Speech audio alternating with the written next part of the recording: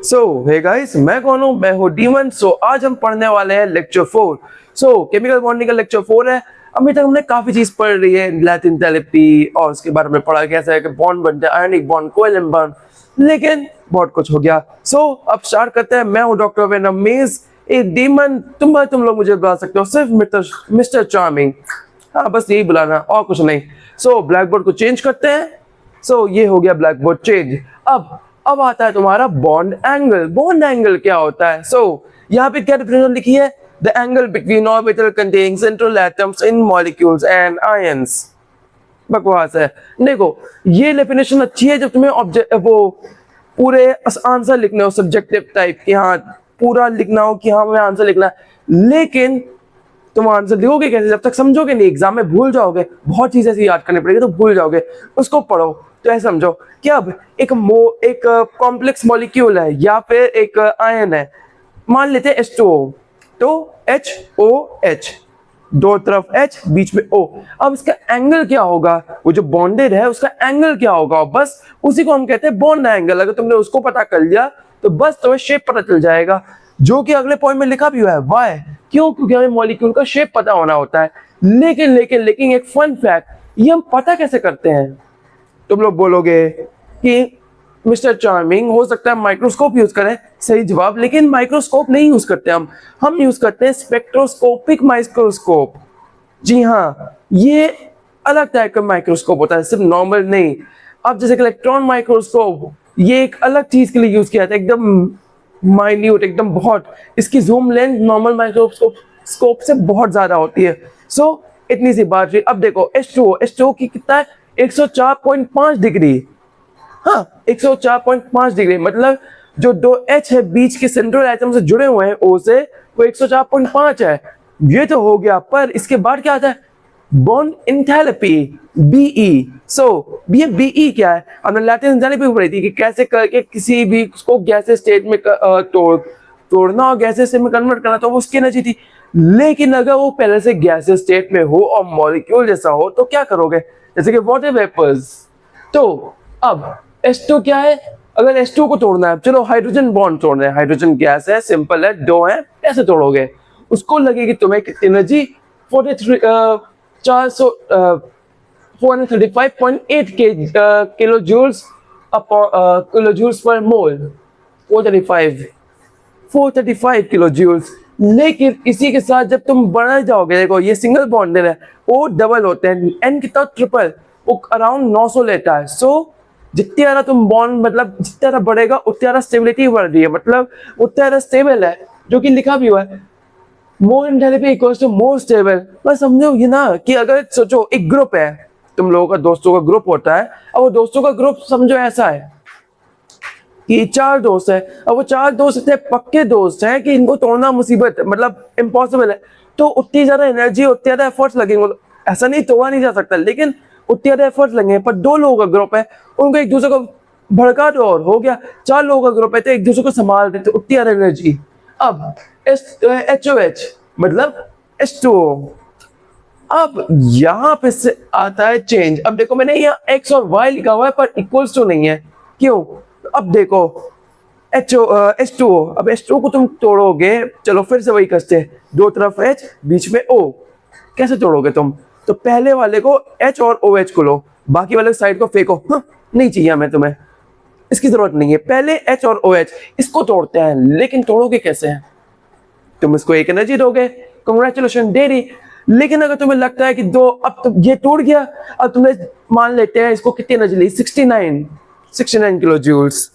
Even तो 69 नहीं होगा, एग्जाम्पल में 69 है, समझना है इसको। अब मैंने सोचा चलो अब दूसरे वाले H को लेते हैं, अब उसको तोड़ते हो, इसको भी 69 देंगे, पर ऐसा काम नहीं करेगा। क्यों?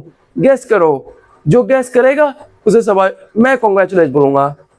गेस कर लिया? अगर तुमने सही गेस किया है तो सही, अच्छी बात है। इवन तो मैंने आंसर यहाँ पे लिखा हुआ था, x is not equals to y। तो क्यों? क्योंकि देखो, पहले वाले को जब तुमने किया तो उसके हिसाब से एनवायरमेंटल कंडीशन चेंज हो गई, और सेकंड वाले को अब एनर्जी दूसरी चाहिए। एंड बस सिंपल सी बात रही और हो गया। By the way, thank you so much. मैंने अभी चेक किया कि मेरे चश्मे के अंदर बाय द वे अब HUD भी लग चुका है, मतलब हेड ऑफ डिस्प्ले, अगर चीटिंग का मतलब तुम्हें नहीं पता था, मैं इसे लगा दिया। मेरा चश्मा सिर्फ और सिर्फ मेरे फायरी आईज को वो कंटेन नहीं करता, वो मुझे दिखाता भी है। अभी मैंने देखा कि मेरे चैनल पे 72 सब्सक्राइबर्स हो गए हैं। Let's go. बस ऐसे ही अपना प्यार बनाए रखना और या मुझे सपोर्ट करना। और हाँ, मुझे बहुत खुशी है कि मेरे जब मैं लेक्चर डालता तो मेरे अच्छे सब्सक्राइबर्स बढ़ते हैं। एटलीस्ट इनके बीच में मेरा थोड़ा एटलीस्ट रिस्पेक्ट थोड़ी ऊपर है, प्रिविलेजेस मिलते हैं। हमारा एक मेंशन है। सो या अब ये समझ लिया तुमने, इतनी सी बात होगी। अब इसको तुम लिख लो, उसके बाद मैं तुमसे मिलता हूँ। सो या तुम पहले लिख लो, उसके बाद करंट आता हूँ मैं। बाय द वे, एक फन फैक्ट मैं तुम्हें बता दूं, क्योंकि देखो तुम्हारा ही फायदा है। सिंगल बॉन्ड जो तुम्हारे टेबल पे दिखा हुआ है, एक चैप्टर अपने पेज उठाना, उसमें देखना टेबल बनी हुई है। सिंगल बॉन्ड की डिस्टेंस कितनी है? 154 पिकोमीटर। सीसी है, मतलब पीएम लिखोगे तुम, मतलब C single dash C equals to 154 picometre. इसकी डिस्टेंस देखो। अब उसके बाद देखना डबल बॉन्ड, जब उसमें 2 डैश लग जाएंगे तो हो जाएगी 133 पिकोमीटर। और जब ये हो जाएगा ट्रिपल डैश और पास में, तो हो जाएगा ये 120 कुछ, 120, हाँ 122 या 120, हाँ 122।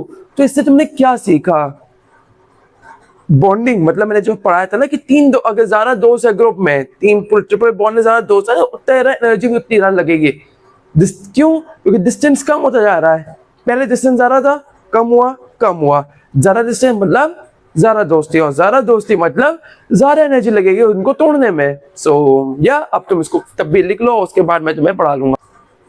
सो ये तो हो गया। अब ब्लैक बोर्ड को चेंज करते हैं। सो अब आता है तुम्हारा एवरेज बॉन्ड एंथैल्पी। ये इंपॉर्टेंट है। क्यों?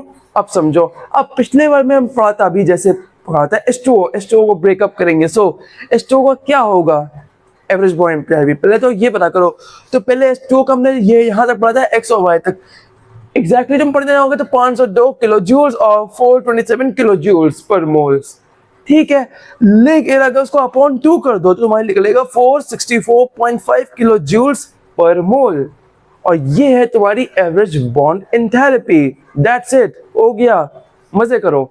सो यही तो बात होती है ना, ये ज्यादा कॉम्प्लेक्स नहीं करना। अब देखो, एक तरीका होता है तुम्हें कॉम्प्लेक्स से समझाना, एक तरीका होता है उसको लो, उसकी बढ़िया चटनी बनाओ और आराम से पढ़ा दो। That's it. अब आता है तुम्हारा बॉन्ड ऑर्डर। बॉन्ड ऑर्डर बहुत सुनने में खतरनाक लगता है। अजी कुछ नहीं है, बिल्कुल सच बोल रहा हूं। अब बॉन्ड ऑर्डर है क्या? तुम एक्सप्लेन करो। इंग्लिश में कुछ एक्सप्लेन करोगे, नंबर ऑफ ये वो नहीं। जितने कोवेलेंट बॉन्ड है, जितने का कोवेलेंट बॉन्ड है, बस वही उसका बॉन्ड ऑर्डर है। काम खत्म, टाटा बाय बाय, हो गया। मतलब H2 कितना कोवेलेंट बॉन्ड बनता है? 1। कितना बॉन्ड ऑर्डर होगा? 1। O2 कितना होता है? 2। कितना है? 2। N2 कितना होता है? 3। कितना है? उसका भी 3। मतलब bond order equals to covalent bond. देखो कितना इजी था।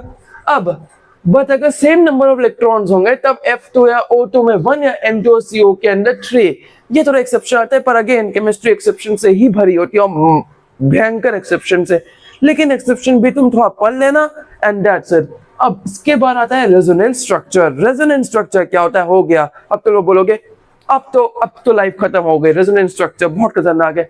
नहीं, देखो केमिस्ट्री के अंदर कुछ ऐसे लोग होते हैं जिनको एक्सप्लेन करना नामुमकिन होता है। ठीक से एक्सप्लेन करना नामुमकिन होता है। ऐसा नहीं है कि एक्सप्लेन नहीं कर सकते हो, ठीक से एक्सप्लेन करना।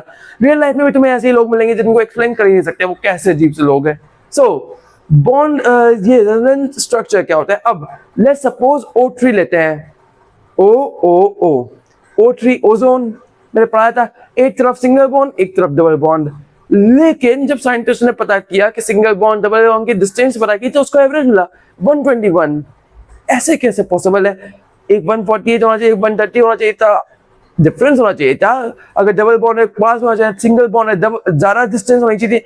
लेकिन ऐसा कैसे पॉसिबल हो गया? बीच का आ रहा है, मतलब ना तो ये सिंगल बॉन्ड में ना तो ये डबल बॉन्ड में। ये कैसे हो गया? बिल्कुल। और इसी को एक्सप्लेन करने के लिए हम दो टाइप के लुईस डॉट स्ट्रक्चर बनाते हैं। एक तरफ में हम राइट साइड में डबल बॉन्ड और एक तरफ में सिंगल बॉन्ड, एक तरफ में राइट साइड में सिंगल बॉन्ड, लेफ्ट साइड में डबल बॉन्ड करेंगे। मतलब ये होंगे तुम्हारे दो पॉसिबल स्ट्रक्चर्स। क्या इन दोनों में से दोनों है? नहीं। क्या ये एक्सप्लेन करने लायक है, हाँ, पर ये जो दोनों में से नहीं है उसी को हम बोलते हैं resonance hybrid, and that's it, यही तो है। अब देखो अलग अलग और इसके स्ट्रक्चर्स को प्रैक्टिस करना बहुत इंपॉर्टेंट काम है। देखो इस लेक्चर में तो नहीं, अगर तुम लोग मुझे बोलोगे तो चैप्टर कंप्लीट होने के बाद मैं अलग से रेजोनेंस स्ट्रक्चर्स के ऊपर एक चैप्टर बना दूंगा, मतलब एक वीडियो बना दूंगा जिससे कि तुम आराम समझ पाओ। एक काम करते हैं, बना ही देते हैं, चैप्टर कंप्लीट होगा रेजोनेंस स्ट्रक्चर के ऊपर, इस चैप्टर का वन शॉट। तो अब तुम इसको लिखना चाहो तो लिख लो इस कैलकुलेशन, और इसको लिखना लिख लो, और उसके बाद हम फिर मिलते हैं। ये तो हो गया। अब ब्लैक बोर्ड को चेंज करते हैं और पढ़ते हैं अपना आखिरी स्लाइड। रेजोनेंस स्ट्रक्चर क्यों, रेजोनेंस व्हाई, मतलब ये रेजोनेंस स्ट्रक्चर चाहिए क्यों चाहिए। तुम लोग बोलोगे मेज या फिर डॉक्टर चार्मिंग या मिस्टर चार्मिंग बोल सकते हो, तुम लोग मुझे मिस्टर चार्मिंग बुलाओ, वो सुनने में अच्छा लगता है। मेज सुनने में उतना अच्छा नहीं लगता क्योंकि वो टाइम लॉर्ड लेके बैठा हुआ है, वो तेरा भी मेज है, तो मुझे मिस्टर चार्मिंग बुला सकते हो। तुम लोग बोलोगे कि हमें रेजोनेंस स्ट्रक्चर चाहिए क्यों, ये दो लाइन बनाना ही कोई ड्राइंग एक्सरसाइज चल रही है। मैं बोलूंगा नहीं, ये हमें चाहिए क्यों। अब सिंपल सा समझो, जो पेपर में हम ड्रॉ करते हैं वो किसी भी कोनिकल स्ट्रक्चर्स, मतलब जो तुम्हें इमेजिनरी कोनिकल स्ट्रक्चर उससे कम ही है, और रियलिटी में उससे भी ज्यादा कम। अब ओजोन देख लो, हम पेपर में जो ड्रॉ करते हैं उससे तो बहुत ही कम है ना रियलिटी के अंदर, उसके डिस्टेंस, उसका सब कुछ। तो बस सिंपल बात है एक रिप्रेजेंटेशन के लिए। अब सिंपल बात समझो कि ये चीज इंपॉर्टेंट क्यों है, क्योंकि देखो जितने ज्यादा हमें इनका पता चलेगा, एक तरीके से जितने ज्यादा लोअर एनर्जी होगी उतनी ज्यादा पीसफुल है। पहले मैंने क्या बोला था, जितने ज्यादा हायर एनर्जी होगी बॉन्ड थेरेपी की उतनी ज्यादा बॉन्ड स्ट्रॉन्ग होगा, लेकिन जितने ज्यादा एनर्जी कम होगी उतनी ज्यादा तुम्हें तो एनर्जी कम देनी पड़ रही है ना, बस इतना समझो। पर इसके बाद आते हैं कुछ मिसकंसेप्शंस, सब लोग करते हैं, समझ लो। अब ये रेजोनेंस के मिसकंसेप्शन है क्या। सबसे पहला, ये इनकी कोई रियल एग्जिस्टेंस नहीं होती। जो तुम पेपर में ड्रॉ करते हो वो सिर्फ और सिर्फ एक इमेजिनरी चीजें हैं, रियल लाइफ में एकदम अलग एग्जिस्ट करती है। अब नो टाइम शेयरिंग, इसका मतलब क्या है। अब समझो, ऐसा नहीं कि ओजोन 50% ऑफ टाइम राइट में उसका डबल बॉन्ड होगा, लेफ्ट साइड में सिंगल बॉन्ड होगा, या 50% ऑफ टाइम नहीं। वो स्विच बार बार जब भी तुम देखोगे ऐसा नहीं होगा कि वो स्विच करेगा, नहीं, सिंगल है। फिर उसके बाद इक्विलिब्रियम, ये इनके ऊपर इक्विलिब्रियम या फिर कुछ भी चीजें एग्जिस्ट नहीं करती हैं। क्यों? अगेन इमेजिनरी चीजें हैं, रियल लाइफ की चीजें नहीं है। और जो रियलिटी होती है ये एकदम दूर होती है। ये रिप्रेजेंटेशन के लिए होता है, पेपर में ड्रॉ करना रिप्रेजेंटेशन है। अब वही देखो ना, जो मैं तो बताया कि दो स्ट्रक्चर है, क्या उन दोनों में से कोई भी है? नहीं है, तभी हम बोलते हैं इनको रेजोनेंस हाइब्रिड। वो जो रियलिटी है, जो एक तीसरा स्ट्रक्चर तुम बनाओगे, पर जो माइक्रोस्कोप से लोग देख रहे हैं, हम जो देख पाते हैं, हम डिस्टेंस मेजर करते हैं, वो एकदम अलग ही चीज है, वो रियलिटी से दूर है। पर सिंपल है, तुम्हें रिप्रेजेंटेशन चाहिए, तुम एटलीस्ट समझना चाहते हो उस चीज को। अब तुम सबको माइक्रोस्कोप तो दोगे नहीं, तो कुछ लोगों को देख के ही समझना होता है। अब बाद में तुम उसको सॉल्व करो, तो या दैट्स इट, हो गया। आज का लेक्चर कंप्लीट हो गया, अब पढ़ेंगे हम कल। या बस ठीक है, अब घर जाओ, चैनल को सब्सक्राइब करो। हाँ, चैनल को सब्सक्राइब करना मत भूलना, क्योंकि इतनी मेहनत मैं कर रहा हूँ तुम्हारे लिए, तो कुछ तो बनता है ना रिटर्न में। तो चैनल को सब्सक्राइब करो, वीडियो को लाइक करो, अपने दोस्तों को शेयर करो, एंड या that's it, that's all for today. See you on the next video. Till then, take care and goodbye.